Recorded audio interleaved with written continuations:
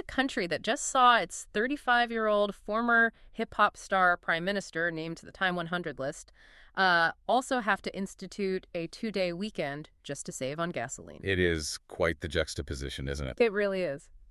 Welcome to the Deep Dive. This is our special Nepali Diaspora Network podcast edition, where we serve as your source for news, views, and insights for Nepalese worldwide. Glad to be here.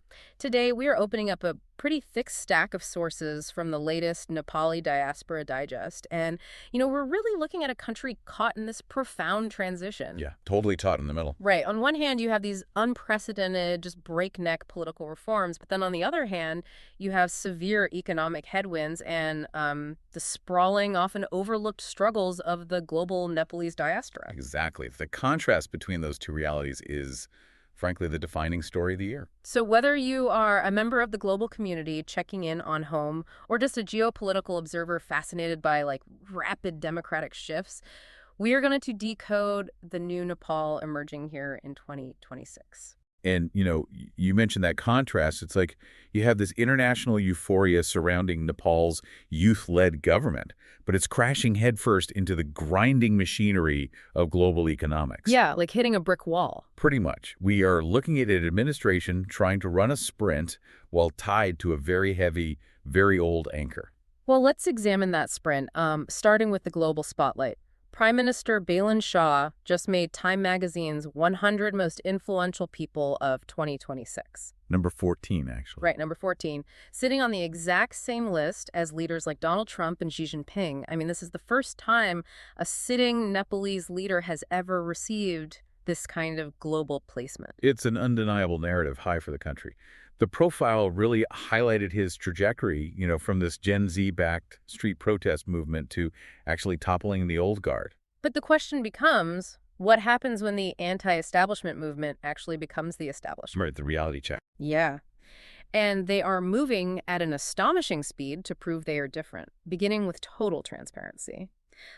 Within roughly 25 days of taking office, the cabinet published all of their property disclosures. Which is genuinely historic. I mean, for decades, traditional governments have notoriously delayed or just completely obscured their asset declarations. Hiding behind all those bureaucratic loopholes. Exactly. Releasing these details immediately fulfills a core, non-negotiable demand of that Gen Z movement that put the Rastriya Swatantra Party, or RSP, into power in the first place. The electorate demanded open books, and they got them.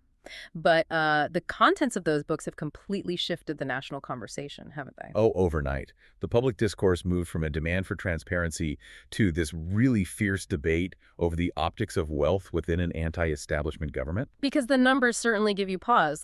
Prime Minister Shah declared 14.6 million rupees in cash. Right, though he did note that social media and YouTube were his main income sources. Which checks out for a former artist, yeah. But he also declared 190 tolas of gold. He cited it as his wife's ancestral inheritance from Meringue. And just to ground those numbers for you, a single tola is about 11.66 grams of gold. Okay. So 190 tolas is a highly significant reserve of wealth. Right. And then you look at Home Minister Suhan Gurung, he declared 89 tolas of gold and sweeping land holdings. I mean, we're talking 19 ropani in Thankuta, 30 katha in Chitran, and 221 ropani in Gorkha, plus shares worth millions. Yeah, and for context on the land measurements, a ropani is roughly 1/8 of an acre, typically used in the hilly regions. And a katha is used in the flatlands of the Terai. So vast tracts of land. Exactly. And Finance Minister Dr. Swarnim Weigel disclosed properties across Sanapa, Painsapati, Dhulikal, and Banipur, valued collectively at over 127 million rupees. Wow. In a country where economic disparity is a daily struggle, that's huge. It is. It actually sparked an analysis piece in Nepal News titled Elites in Power, which asks this really pointed question. Has this populist movement dismantled the elite or simply replaced them with a younger, wealthier governing class? I look at the RSP right now, kind of like a disruptive indie startup that just went public. Oh, that's an interesting way to put it. Right.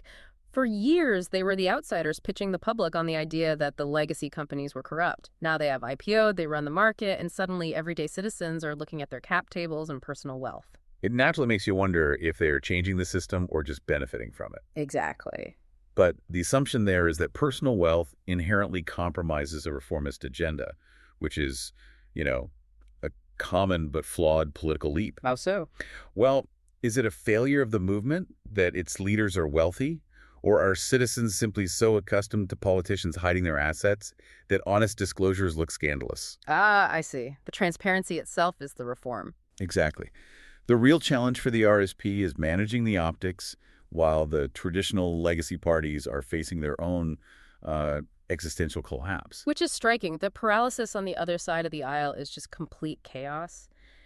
The CPN-UML is dealing with a full-blown internal revolt. Reduced to just 9 direct seats in the March elections. Yeah, and 11 of their 15 Kathmandu Valley candidates actually lost their security deposits. Which is just brutal. And now, dissident leaders are circulating a formal signature campaign demanding a special general convention to potentially unseat KP Sharma Oli as chairman. While acting chairman Ram Bahadur Thapa is threatening disciplinary action just to halt the drive. Right. Meanwhile, the main opposition, the Nepali Congress, is totally deadlocked in a power struggle. They can't even elect a parliamentary party leader. You have President Gagan Thapa backing Mohanacharya and Vice President Bishwa Prakash Sharma backing Bishmaraj Dembe. And that paralysis isn't just standard political bickering.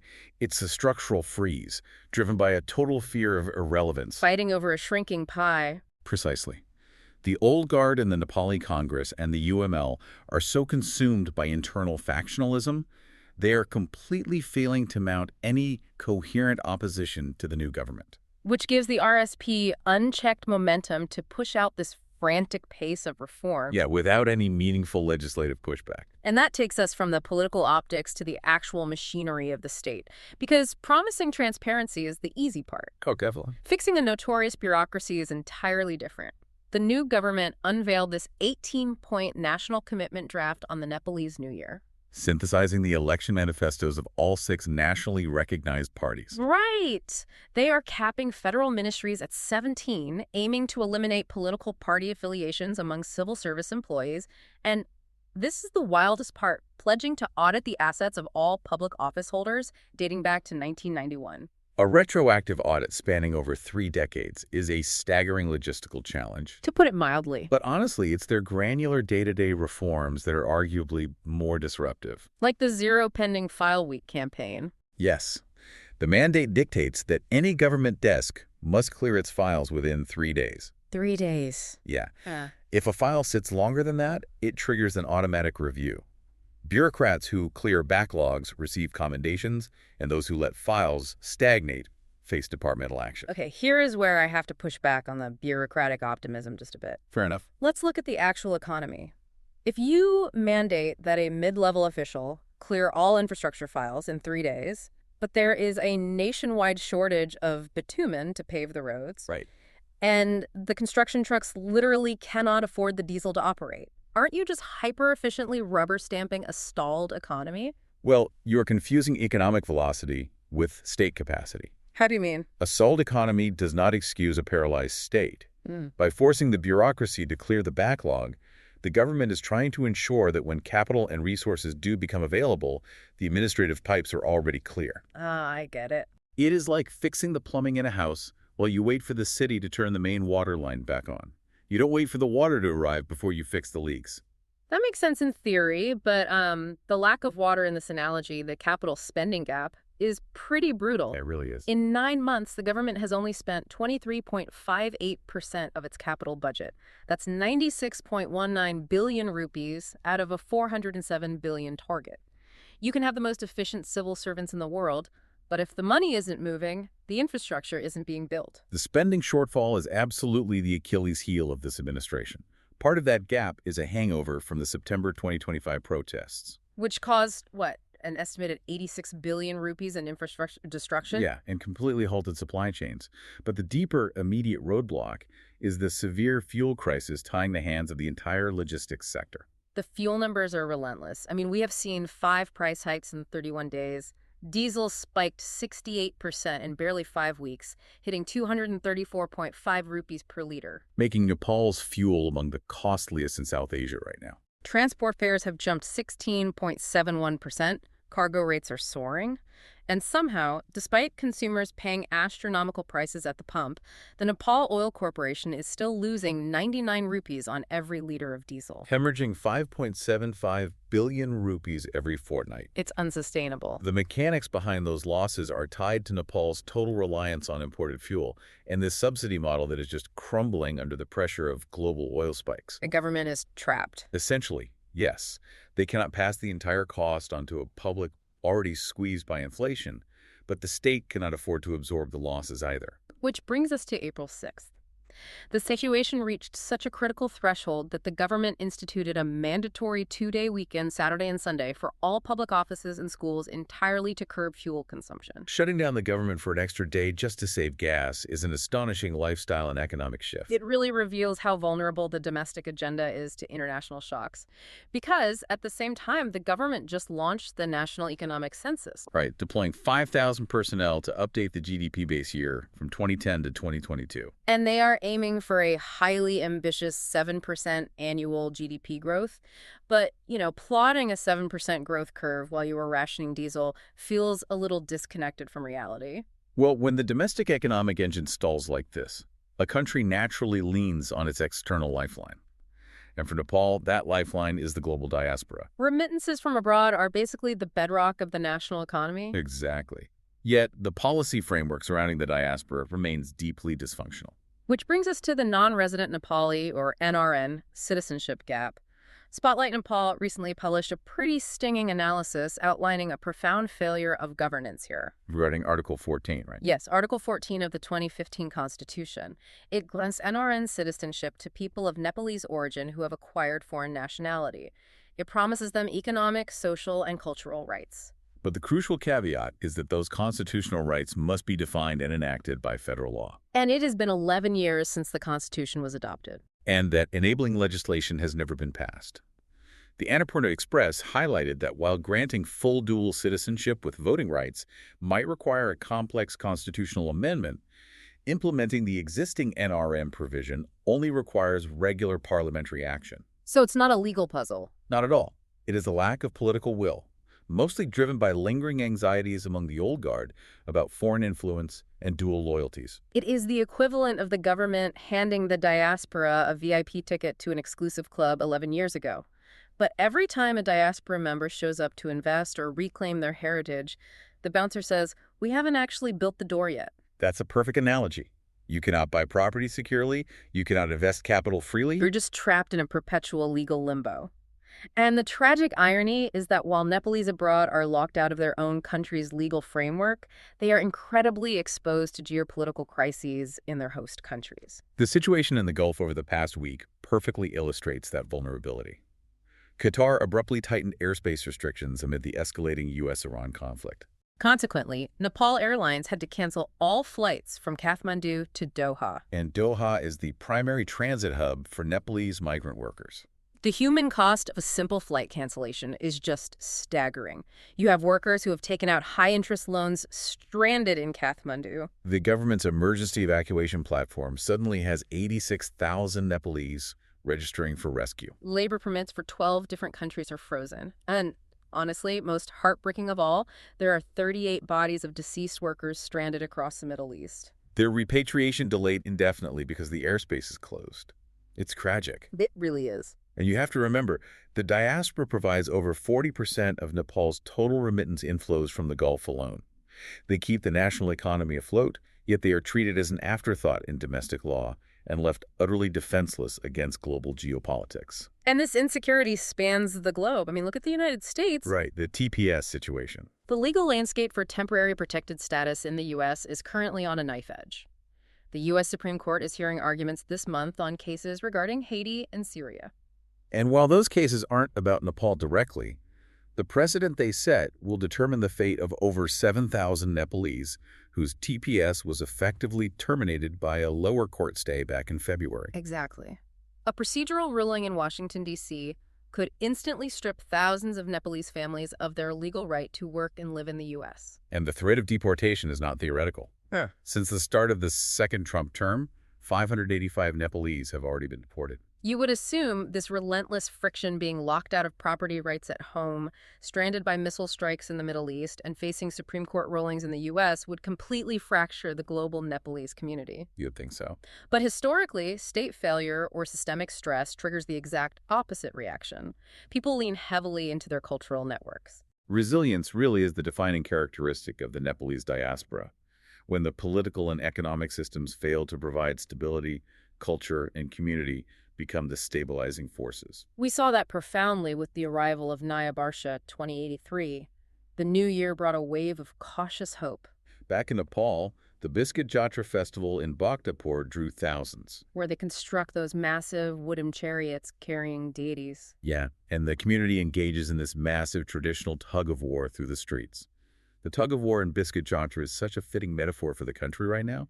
Different factions pulling with immense force, trying to steer a heavy, ancient structure forward. I love that comparison. And alongside that, you had the Sindoor Jatra in Timi. Where the streets are literally bathed in vermilion powder to celebrate the renewal of spring. Beautiful. And in Kathmandu, the Thamel Road Festival packed Tridevi Marg with stalls and music. That energy rippled out globally, too. From New York to London to Sydney, Nepalese communities gathered to celebrate Bikram Sambat, anchoring themselves in a shared identity. We are also seeing that shared identity play out on the global sporting stage.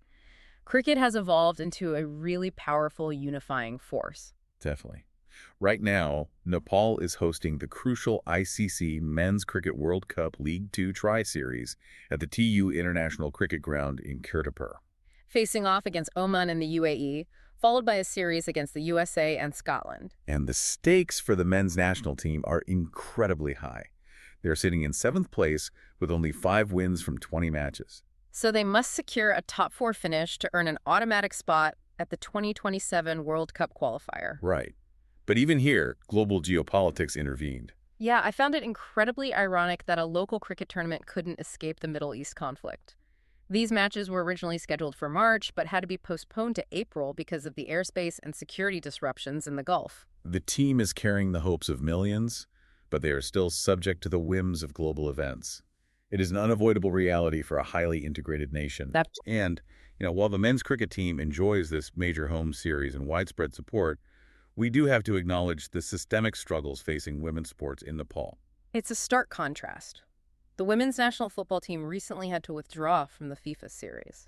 And the players expressed intense frustration because the withdrawal had nothing to do with their readiness. Right. It was entirely caused by internal politicking within the sports governing bodies and the government's suspension of the All Nepal Football Association, or ANFA. The Kathmandu Post actually published a scathing editorial calling the situation evidence of the rot in Nepali football. The lack of institutional support is glaring. Simultaneously, the women's cricket team just returned winless from the Asia Cup in Thailand. The talent is there, but there is a severe investment and governance gap in women's sports that the country really has to address if it wants to compete internationally. True, but the institutional rot in sports mirrors the broader bureaucratic challenges we discussed earlier. It does.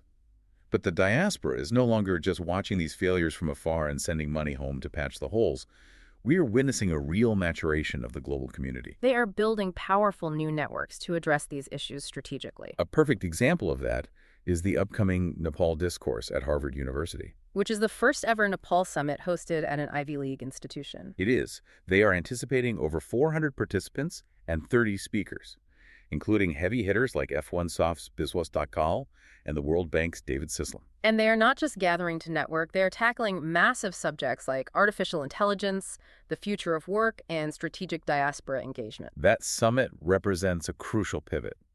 The diaspora is transitioning from a purely economic lifeline to an intellectual and strategic partner.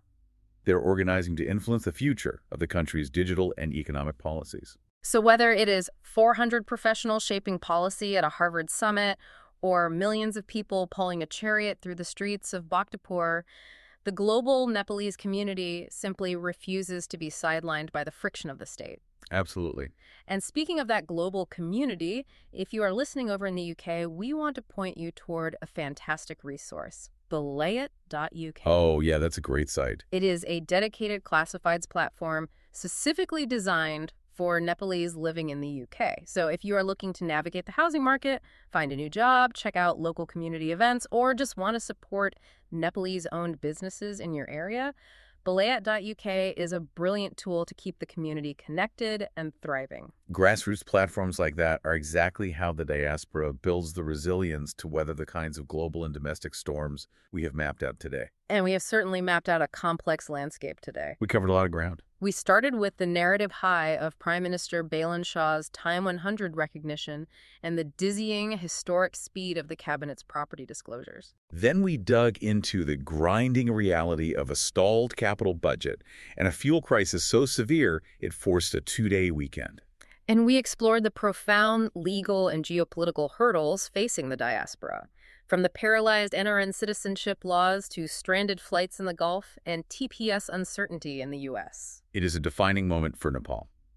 The ambition for reform is palpable, but the structural, economic, and bureaucratic friction standing in the way is just immense. If you want to dive deeper into these stories, read the full digest, and access all the resources we discussed today, make sure to visit nepalidiaspora.net. Highly recommend checking it out. But before we sign off, I want to leave you with one final thought to mull over.